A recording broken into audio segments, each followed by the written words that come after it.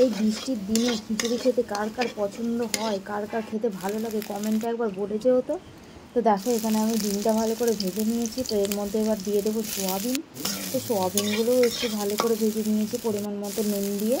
সোয়াবিনগুলো ভেজে তুলে নিয়েছি। এর মধ্যে এবার দিয়ে দেবো পালং শাক, কুচি কুচি করে রেখেছি পালং শাক। এখানে পালং শাকটাও আমার ভাজা হয়ে গেছে। দেখো এখানে কিছু আমি সবজি নিয়েছি। এখানে নিয়েছি আলু, কুমড়ো, বরবটি কড়াই, দেখো একসাথেই ভেজে নিয়েছি। তো এখানে দেখো আমি মাংসের কিমা নিয়েছি।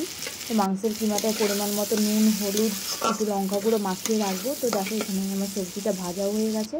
এই সবজিটা তুলে নেবে। এবার দিয়ে দেবো জিরে, গোটা জিরে, তেজপাতা আর শুকনো লঙ্কা, এগুলো ভাজা ভাজা হয়ে গেছে ভালো মতন। এরপরে দিয়ে দেবো পেঁয়াজ কুচি। তো তোমরা এই বৃষ্টির দিনে খিচুড়ি খেতে কার কার মনে হয় খিচুড়ি হয় মনটা কমেন্টে জানিও। তো দেখো এবার দিয়ে দেবো পেঁয়াজ কুচি, টমেটো কুচি। তো পেঁয়াজটা আমার খুব সুন্দরভাবে ভাজা হতে থাকে ততক্ষণ।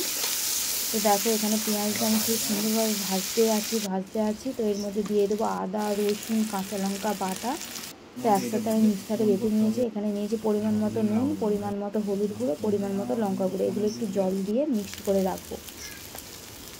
তো দেখো এখানে আমার মশলাটা ভালো করে ভাজা হয়ে গেছে। এখানে সেই নুন, হলুদ, লঙ্কা গুঁড়ো যেটা আমি রেখেছিলাম সেইটা দিয়ে দেবো। তো দেখো এখানে আমার মশলাটা খুব সুন্দরভাবে হয়ে গেছে। অল্প পরিমাণে জল দিয়েছি। এখানে দিচ্ছি জিরে গুঁড়ো, ধনে গুঁড়ো আর গরম মশলা গুঁড়ো দিয়ে মশলাটা খুব সুন্দরভাবে আমি কষতে থাকবো। তো দেখো এখানে আমার ম্যারিনেট করে রাখা মাংসটা আমি মিক্সারে একটু বেটে নিয়েছি।